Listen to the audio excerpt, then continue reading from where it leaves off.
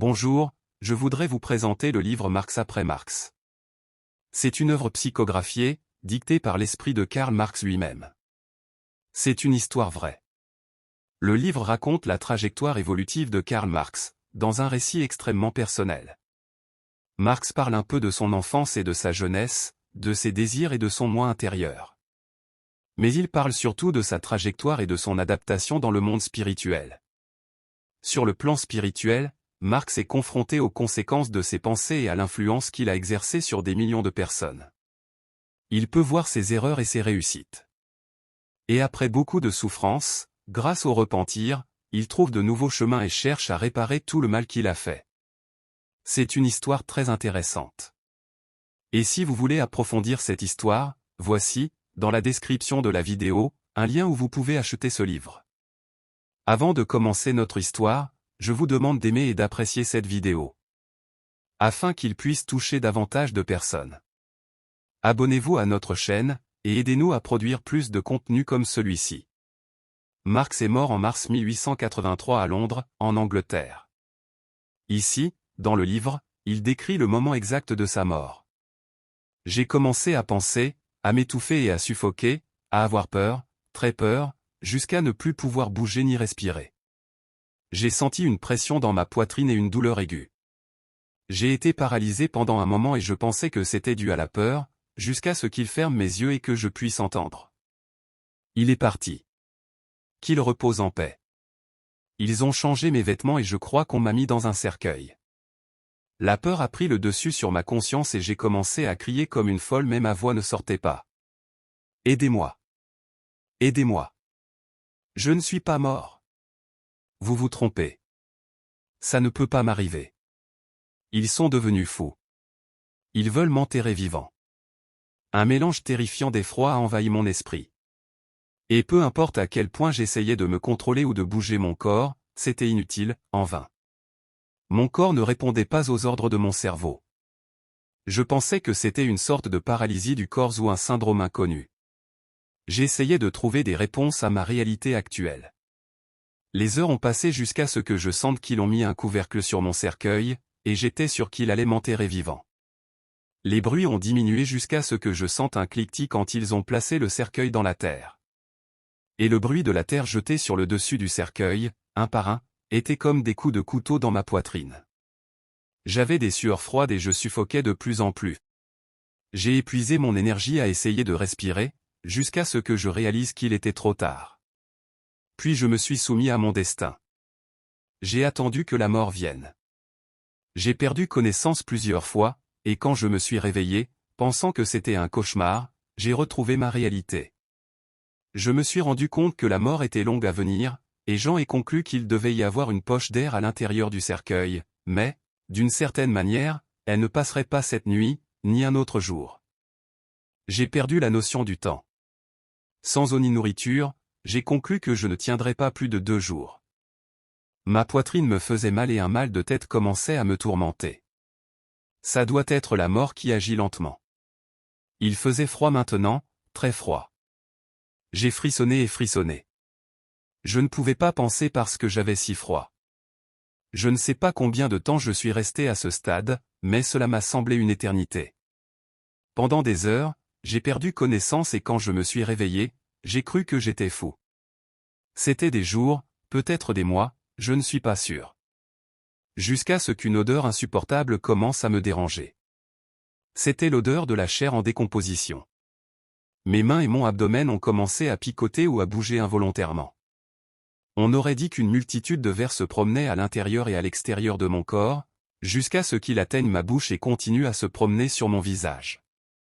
C'était terrible. Je ne voulais pas penser à ce qui se passait, mais je ne pouvais pas m'en empêcher. La raison m'a dit que c'était un ver, que j'étais mort, mais je ne pouvais pas accepter cette pensée. Il devait y avoir une autre explication scientifique. Cependant, avec le temps, j'ai commencé à envisager la possibilité que je sois vraiment mort. Mais cette réalité tourmentait encore plus ma conscience. Je devrais accepter que la conscience soit extracorporelle et non intracorporelle comme je le pensais. Cette thèse mettrait en échec tout le travail de ma vie. J'avais beau essayer de ne penser à rien, le désagrément des vers et des insectes était terrible. J'ai donc commencé à maudire Dieu, et après un long moment, je me suis aussi rebellé contre le diable. Contre le diable aussi, car si j'étais mort, pourquoi ne suis-je pas allé en enfer? Puisque j'étais conscient qu'il n'y aurait pas de place pour moi au paradis. C'est alors que j'ai commencé à offenser ceux que j'avais juré de servir. Après tout, où étaient-ils? Et pourquoi ne sont-ils pas venus me chercher à ce moment-là? Je préfère aller en enfer que de rester inerte dans cet endroit. Lorsqu'il raconte comment il a commencé à offenser ceux qu'il avait juré de servir, il fait référence à l'époque où, en quête d'ambition et de statut social, il a commencé à assister à des réunions occultes. C'est à ce moment-là qu'il a rompu avec Dieu et tout ce que la religion représentait. Il renie son origine juive et adopte une position vengeresse contre l'existence de Dieu. Rendant justice à ses conceptions du matérialisme dialectique, l'esprit de Karl Marx est resté lié à son corps à l'intérieur de ce cercueil pendant 20 ans, jusqu'à ce qu'il en soit sorti.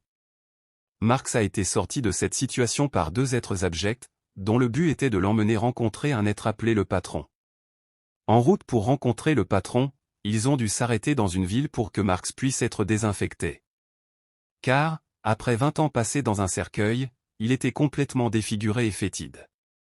Lorsqu'ils sont arrivés au lieu de rencontre, ils sont entrés dans un bâtiment à plusieurs étages et ont dû attendre dans une salle luxueuse. Il fut frappé par une œuvre sur le mur, un grand tableau, peint sur un fond rouge et brodé d'or. Il y avait un symbole qu'il ne connaissait pas, mais qui le fascinait, qui attirait son attention, c'était une croix gammée nazie. Il est important de se rappeler qu'à cette époque, en 1903, le nazisme n'était pas encore connu et qu'Hitler n'est apparu que plus de 20 ans plus tard. Il décrit le patron comme un être grand, fort et pâle, enveloppé d'une cape noire. Lorsqu'il est entré dans la pièce, les deux personnes qui se trouvaient à ses côtés ont salué le chef avec le salut nazi. Et tous les autres qui sont entrés dans la pièce ont également salué de la même manière. Le chef est allé droit au but. J'ai une proposition à vous faire. Vous allez assister certains de mes représentants. Marx a demandé. Comment puis-je le faire, si je suis nouveau ici et que je ne sais rien? Vous en savez assez pour me servir et vous ferez ce que vous faisiez auparavant, écrire et enseigner à certains de mes représentants qui sont sur l'autre plan, c'est-à-dire incarnés sur Terre. Marx demande sur quel sujet il devrait écrire. Le patron répond. Sur le même sujet que celui auquel vous êtes habitué. Je vous fournirai les moyens et vous montrerai le chemin. Pensez-vous que tout ce que vous avez écrit pendant votre incarnation était vos pensées? Je t'ai beaucoup aidé. Ce n'est que maintenant que vous aurez l'occasion de mettre en pratique ce que vous avez écrit. Vous n'inclurez que certaines personnes et leur parlerez directement de vos idées. Ce travail d'écriture, d'instruction, d'enseignement et d'influence dont Marx était chargé, a donné lieu à la Révolution russe de 1917. Après cette installation, Marx a passé un certain temps à s'adapter à sa nouvelle condition de vie et à l'endroit où il se trouvait. Un moment particulier est celui où il raconte la surprise qu'il a eue lorsqu'on lui a présenté un ordinateur, chose dont il n'avait jamais rêvé qu'elle existait. J'étais impressionné par une technologie aussi formidable, et fasciné par ce que ce petit appareil pouvait m'apporter. Pour la première fois de ma vie, j'ai eu accès à la recherche très rapidement. Je pouvais accéder à une bibliothèque contenant des centaines de livres, le tout avec un seul petit appareil. Son travail consistait à influencer un groupe de camarades russes. L'un d'eux s'appelait Vladimir, que l'histoire connaîtra sous le pseudonyme de Lénine, et l'autre était Joseph Staline. C'est pendant l'état de veille du sommeil que l'esprit de Karl Marx les a influencés, par le phénomène de la syntonisation mentale. Ils ont été attirés en se déployant vers cette ville, où ils ont reçu toutes les instructions et orientations de ce qui devait être fait.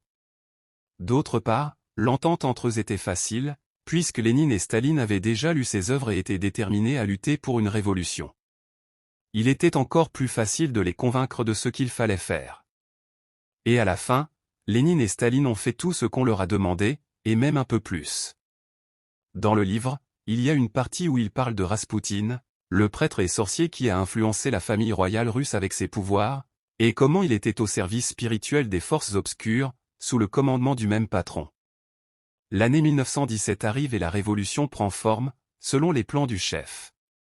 Ici, Il est clair pour nous tous l'influence spirituelle totale des forces obscures dans ce qui fut l'un des événements les plus importants de l'histoire de l'humanité. Des centaines de milliers de personnes ont été tuées, parmi la famille royale russe, les nobles, l'aristocratie et surtout la population pauvre et les paysans. Marx avoue qu'il espérait qu'avec la Révolution, la vie des gens s'améliorerait, mais il a vu que ce n'était pas le plan des dirigeants incarnés et du chef désincarné. Le but de l'obscurité, en réalité, était d'étendre sa domination, sa pénétration et de bannir la religion du monde. Bien qu'il soit de plus en plus engagé dans les actions dédiées au mal, Karl Marx commence à ressentir un vide, le malheur de voir que tout le travail de sa vie est vain. Il déclare : « Je me sentais de plus en plus vide, de plus en plus malheureux. Le mécontentement grandissait en moi. J'avais l'impression que le travail de toute ma vie était vain et que je ne croyais plus en ce que je défendais autrefois. » Il a continué le travail assigné par son patron, mais avec un sentiment d'angoisse. Il était fatigué de tout ça, rien n'avait plus de sens. Face à la réalité dont il était témoin, Marx s'est rendu compte que l'athéisme n'avait aucun sens, et que le matérialisme s'était effondré. Après quelques mois, Marx a été déplacé avec le contingent d'êtres de l'ombre vers une autre région d'Europe, plus précisément au Portugal, où se produisaient des événements qui contredisaient les plans du chef. Des rumeurs prétendaient qu'un ange et la mère de Jésus étaient apparus à certains enfants, ce qui posait problème, car le Portugal était un pays convoité par le patron, qui tentait avec insistance de mettre au pouvoir ses représentants incarnés pour mettre en œuvre le fascisme. Cependant, cela était rendu difficile par le fait que la grande majorité de la population portugaise était des chrétiens pratiquants.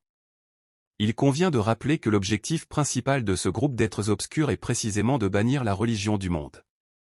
Marx est donc chargé d'être un observateur, d'accompagner les trois enfants afin d'aider à définir des stratégies pour les éliminer. Mais entre-temps, avec le temps et tout ce qui s'est passé, il s'est rendu compte que quelque chose était différent en lui. En étant proche de ses enfants, la vibration qui émanait d'eux impliquait son corps spirituel, réveillant des émotions qu'il n'avait pas ressenties depuis longtemps. Voyons comment il raconte ce fait. J'ai été surpris. C'était quelque chose que je n'avais jamais vu auparavant. La vibration a commencé à impliquer mon corps, me faisant me sentir léger et serein. J'avais envie de pleurer, mais je me suis retenu de peur d'être observé. Je me suis assis à côté d'eux et je suis resté immobile, à regarder. Il a senti que quelque chose en lui avait changé, qu'il était modifié intérieurement et, au lieu de vouloir faire du mal aux enfants, il a commencé à nourrir des sentiments protecteurs à leur égard. Il a commencé à se rapprocher d'eux pour qu'aucun mal ne leur soit fait. Il ne pouvait pas permettre que du mal leur soit fait.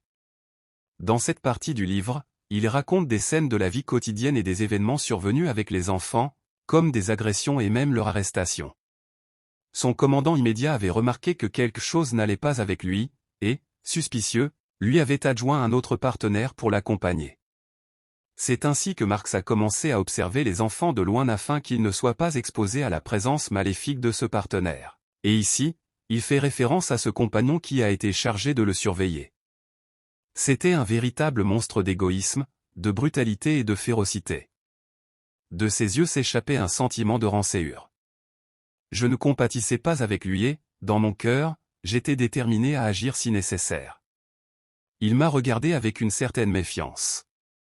Le 13 mai 1917 était le jour fixé pour la deuxième apparition de la Vierge. Avec son compagnon vigilant, Marx a accompagné le pèlerinage de centaines d'esprits incarnés et désincarnés vers le lieu où la mère de Jésus apparaîtrait. Une foule de personnes attendait sur place, et beaucoup d'autres arrivaient de partout pour tenter de s'installer à la Cova da Iria. Les enfants devaient être portés sur les épaules d'un homme, qui essayait de se frayer un chemin pendant que les gens se passaient la main et criaient des demandes, des plus variées. Certains demandaient un miracle de guérison, d'autres un message à la Vierge, d'autres encore des parents qui étaient à la guerre. Tout le monde s'est serré pour essayer de s'adapter, tandis que plusieurs esprits, dont beaucoup accompagnent les incarnés, ont également essayé de s'adapter. Puis j'ai remarqué une construction parallèle au plan physique, semblable à une salle d'urgence, où les esprits faisaient la queue pour être soignés. Le moment de l'apparition de la Vierge est arrivé.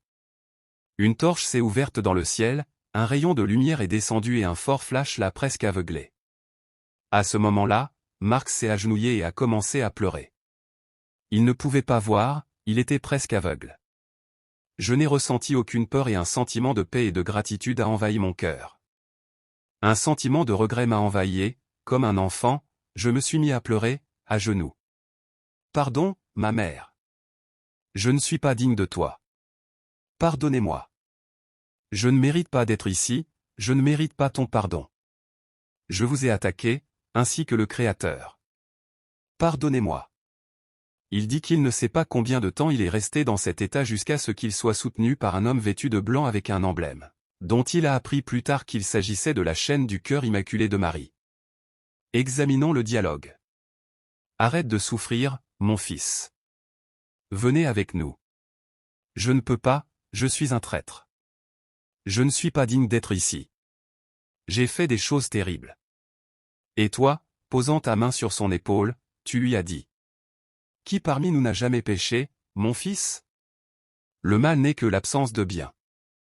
On ne peut pas changer le passé, mais on peut en tirer des leçons. Changez votre intérieur, et essayez de réparer vos erreurs et venez. Saisissez cette opportunité que notre très sainte mère vous offre. Et, incapable de parler, pleurant seulement, Karl Marx, affaibli, a été emmené à l'hôpital voisin. Pendant la période où il était à l'hôpital, Marx se rétablissait. Il en profite pour étudier et assister à des conférences éducatives. Il a reçu la visite de sa mère. Il apprend que son père s'est réincarné et a des nouvelles pas très bonnes concernant sa femme Jenny. Conscient de ses actes antérieurs, il voulait retourner au seuil où il vivait, pour se débarrasser et détruire certains manuscrits qu'il avait laissés au groupe des ténèbres, afin qu'ils ne soient pas mis en pratique. 2 commandants des gardiens ont été appelés pour obtenir de Marx toutes les informations qui pourraient être utiles. Marx a ensuite détaillé les plans du chef et s'est porté volontaire pour les suivre, afin d'empêcher les plans de cette légion du mal de se réaliser. Il avait l'intention de rencontrer à nouveau Lénine, pour essayer de le démettre de l'idée de révolution. Il raconte : Je suis allé avec eux dans une base de commandement, je ne peux pas dire où exactement, seulement que c'était au Brésil. Mais j'ai trouvé quelque chose qui m'a surpris. À l'époque, je considérais le Brésil comme un pays primitif. L'endroit n'était pas seulement propre et organisé, il était grand, avec des équipements modernes dont je n'aurais jamais rêvé qu'il existe, une technologie de pointe. On m'a dit que l'endroit n'éveillait pas les soupçons et que, dans ce pays, en raison de son champ énergétique, c'était le lieu le plus sûr pour conserver la base. De plus, on y préparait une structure spirituelle qui servirait un jour de base de soutien mondial.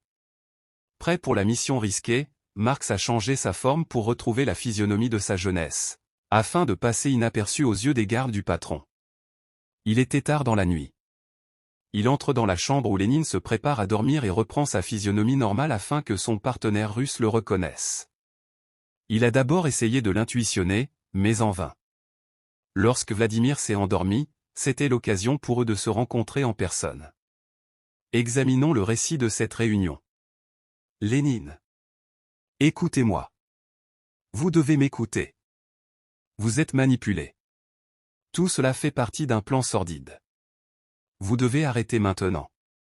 Contribuer à la démocratie. Oubliez ces idées marxistes. J'avais tort, complètement tort. Écoutez-moi. Vous souffrirez, et pire, vous ferez souffrir une nation. Ce sera un échec et une énorme perte de temps pour votre évolution. Il était surpris et me regardait fixement. Mais de quoi parlez-vous? Comment ça, tu t'es trompé? Qu'en est-il de notre travail? Et le manifeste? Et le doyenné? Tu dois devenir fou. Pour l'amour de Dieu. Lénine, écoutez-moi, je vous en supplie. Avant qu'il ait fini sa phrase, il m'a frappé. Ses yeux montraient de la fureur. Oh, mon Dieu! Comment osez-vous dire ce nom? Notre mission est de bannir la religion du monde, l'avez-vous oublié? La religion est un opium. Tu dois devenir fou, tu es devenu un traître. Puis il a commencé à crier, traître. Traître, traître. J'ai été envahi par un étrange malaise et une tristesse qui ont obscurci mes pensées. Ils ont dû partir rapidement afin de ne pas se heurter aux gardes armés qui sont entrés dans le lieu. Marx a eu le sentiment d'avoir échoué dans sa mission. Il était frustré, c'était trop tard. Il pouvait voir dans les notes de Lénine toute la méthodologie qu'il avait contribué à construire, Tout était synthétisé, très bien élaboré. Il se sentait comme le pire des mortels. Il a passé la journée à pleurer. La frustration, le sentiment de culpabilité et le remords ont consumé son âme. Sa vibration était basse, et il a commencé à entendre des voix de personnes incarnées qui se disaient marxistes.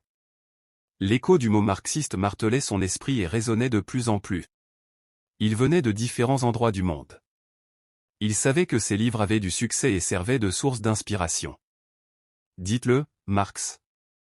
Cette nouvelle m'a brisé. Je suis devenu fou, j'étais au bord d'un précipice mental.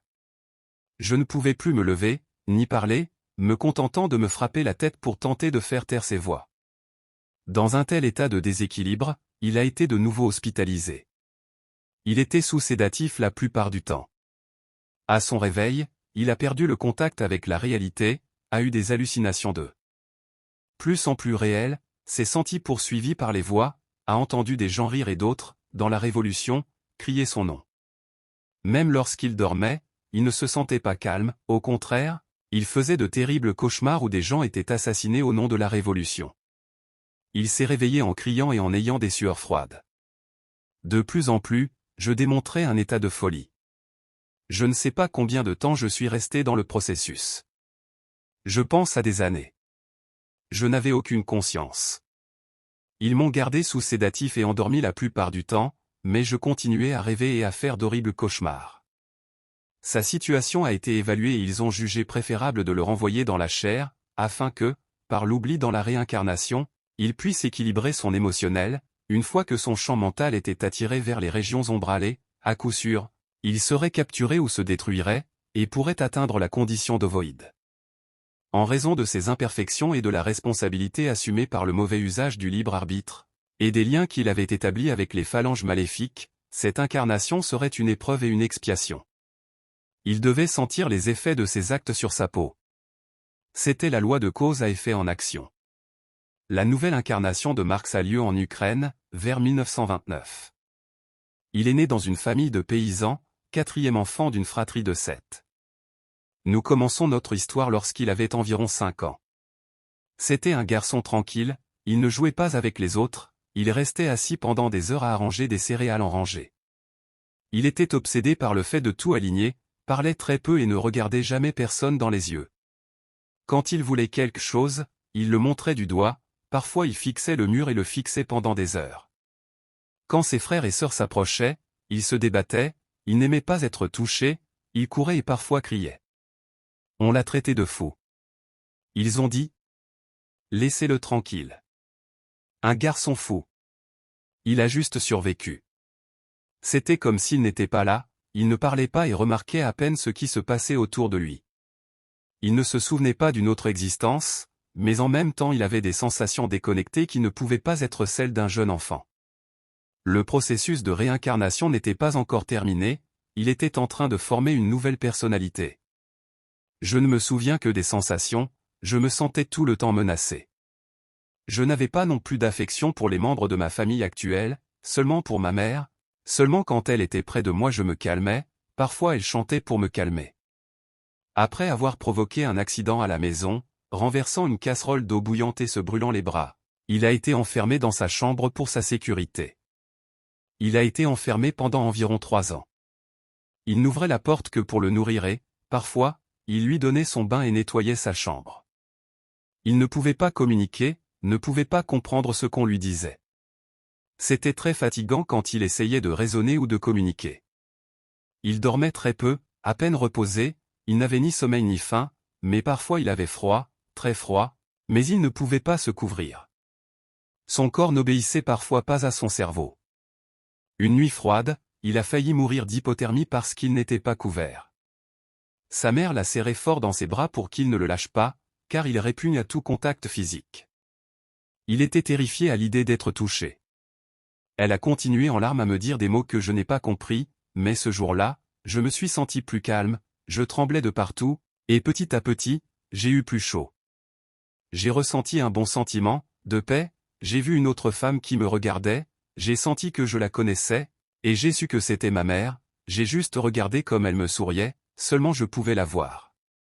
Le lendemain, des soldats ont forcé leurs parents à leur remettre toute la nourriture et les céréales. Lorsque le soldat leur a ordonné d'ouvrir sa chambre pour la fouiller, il l'a regardé dans les yeux. Le petit garçon était terrifié. Il avait l'impression de le connaître et quelqu'un disait « Traître, traître ». Je ne sais pas si c'était lui ou les voix qui me parlaient. Espèce de traître de vermisseau. Vous aurez la fin que vous méritez. Il avait peur, très peur, mais quand il a regardé sur le côté, il a vu une dame qui lui semblait familière. C'était sa mère de sa vie précédente. Elle a dit « Ayez la foi et n'ayez pas peur. Tu dois être forte maintenant. Accrochez-vous à Dieu. » Elle lui a montré un crucifix, ce qui l'a calmé. Les jours suivants, il a reçu peu de nourriture, il ne mangeait que lorsque sa mère lui apportait à manger. Toute la nourriture de la ville avait été confisquée et on les empêchait également de sortir pour acheter ou même gagner du grain. Toutes les plantations étaient censées appartenir au gouvernement, qui a imposé un objectif de livraison de céréales pratiquement impossible à atteindre. Le simple fait de récolter une pomme de terre ou du maïs sur un terrain privé était considéré comme un sabotage et la personne était condamnée à 10 ans de prison ou à la mort. Son père et son frère aîné ont été tués en essayant de trouver de la nourriture. Le lendemain, sa mère ne pouvait pas se lever. Elle était déprimée et affaiblie par la faim. Ils ont passé des jours sans nourriture. Ils n'avaient que de l'eau et du sel. Quelques jours plus tard, des soldats ont frappé à la porte pour voir s'il y avait un corps dans la maison. Ils se sont rendus dans la chambre où sa mère était allongée, très affaiblie mais toujours en vie, et auprès de lui qui était allongé sur le sol au milieu de détritus et d'excréments, car à cette époque personne ne s'occupait de l'hygiène du lieu. Il dit « J'avais mal à la tête, je ne sentais plus mon estomac et mon corps était squelettique. » Les soldats ont dit « Prenons-les aujourd'hui, pourquoi revenir demain? S'ils vont mourir de toute façon. » Ils ont été jetés dans un camion sur d'autres corps. L'odeur était insupportable. Sa mère a dit doucement, elle n'avait plus la force de parler. « Je ne veux pas mourir. Je suis en vie. Laissez-moi vivre. Mes enfants, mes enfants. » Ils ont déchargé le camion avec les corps dans un grand fossé. Des corps en décomposition pouvaient être vus à côté d'autres. Les corps continuaient à arriver, et la mort venait lentement. Je n'avais pas la force de parler ou de crier, ni même d'essayer de m'échapper. Je n'ai pas de mots pour le décrire. Il y avait tellement de corps, partout. Il s'agissait de l'un des plus grands crimes commis contre l'humanité, et qu'il avait participé à sa conception dans sa vie antérieure. C'est Staline qui avait mis en œuvre cette politique de réquisition des céréales, affamant environ 5 millions de personnes en Ukraine. Le petit Kevin a été secouru par un groupe de médecins et d'infirmiers spirituels et emmené dans un hôpital spirituel. À son réveil, il ne ressemblait plus au corps squelettique avec lequel il s'était désincarné. Il a ensuite étudié avec d'autres enfants et, après quelques années, il est entré dans une sorte d'université, où il a étudié et travaillé. Sa dernière incarnation, en tant que Kevin, était un test d'expiation, présentant un compromis dans son discours et son raisonnement, en raison du mauvais usage qu'il faisait de son cerveau en tant que Karl Marx.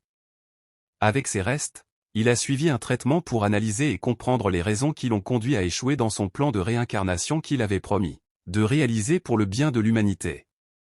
Lorsqu'il se sentit prêt à récupérer ses fautes, il fut dirigé vers le travail d'aide à son ancien géniteur, le père de Karl Marx, qui était incarné. À cette occasion, il retrouverait également sa bien-aimée Jenny, après tant d'années. Dans cette partie du livre, Marx raconte la trajectoire de son père, incarné, vivant les horreurs du nazisme dans un camp de concentration. La famille passe par les expériences médicales bizarres, la chambre à gaz, la famine, les humiliations et toutes les horreurs que l'histoire a révélées. Le livre se termine par les considérations de Karl Marx, après tout son parcours de douleur et d'apprentissage. Dans la période d'après-guerre, il s'est impliqué sans cesse dans des travaux sur le plan spirituel. Il a collaboré avec des équipes de bienfaiteurs spirituels, essayant d'être utile et d'apprendre toujours plus. Il a contribué à l'édification d'innombrables monuments commémoratifs sur Terre afin de garder vivant le souvenir de l'Holocauste comme une leçon pour l'humanité. Il a gagné en maturité. Je suis devenu plus patient, tolérant et compatissant. Je sais que j'ai encore un long chemin à parcourir pour atteindre la perfection, en ayant la bénédiction de travailler pour le bien de mon prochain. Je me sens comme une autre créature, bien mieux que je ne l'étais. Parfois, je retourne dans ces régions où le socialisme ou le communisme fonctionnent encore, et je me sens triste. J'ai atteint la notoriété en tant qu'écrivain à une époque où les communications étaient difficiles, cependant, pour moi, cela n'a aucune valeur, au contraire, cela m'attriste et m'embarrasse. Dans ces moments où le cœur est angoissé, j'élève ma pensée vers le haut, implorant aide et assistance à ces personnes. La loi du progrès nous conduit à des changements lents et progressifs. La vision spirituelle élargit nos horizons. Après un certain temps, j'ai commencé à ressentir un fort besoin d'essayer de changer les écrits que je considérais autrefois comme corrects, et dont j'ai aujourd'hui profondément honte. J'ai crié pour avoir une chance de recommencer. Cependant, il a été avisé que s'il retournait à la chair, comme il le souhaitait, il courait le risque d'oublier tout le but, et avec les tentations, s'il n'était pas totalement fortifié, il pourrait échouer dans cette mission, ainsi que dans beaucoup d'autres. On lui a conseillé de commencer petit à petit, en construisant d'abord une œuvre sur le plan spirituel, qui serait ensuite complétée sur le plan matériel. On lui a conseillé de continuer à écrire, maintenant avec une autre vision, et il pouvait transmettre aux incarnés des messages éclairants. Comme dans le passé j'ai beaucoup erré à travers les textes, à travers eux je pouvais aussi réparer les dommages causés, me racheter devant ma conscience. Ce n'est que par un effort de régénération que nous pouvons modifier les conditions de ceux à qui nous faisons du mal, en les aidant et en les éclairant. J'ai beaucoup erré et j'ai beaucoup souffert pour réparer les dommages causés aux autres et à moi-même. Grâce à la miséricorde du Très-Haut, je remercie la possibilité d'apprendre et de mûrir. Le temps transforme la plus grossière des créatures. L'amour est notre seule voie vers le bonheur. Le socialisme, là où il a été implanté, n'a fait qu'étendre la haine, la pauvreté, la misère, les dictatures et les tyrannies. Avec des mots beaux et illusoires, elle a séduit des peuples et des nations en les laissant à la merci d'hommes sans scrupules qui ont agi par vanité et égoïsme. Avant tout cela, je pensais pouvoir changer le monde avec mes idées et mes convictions, aujourd'hui je réalise à quel point j'avais tort, et je ne me lasse pas de dire que j'ai honte de tout cela. Qui sait, avec cet acte d'humilité, en montrant à quel point je me suis trompé, et tout ce que j'ai vécu, après cela servira d'exemple à ne pas suivre. Aujourd'hui, je pense différemment, et je sais qu'avant de prétendre changer le monde, je dois faire un effort et me changer moi-même. Le changement doit commencer en nous.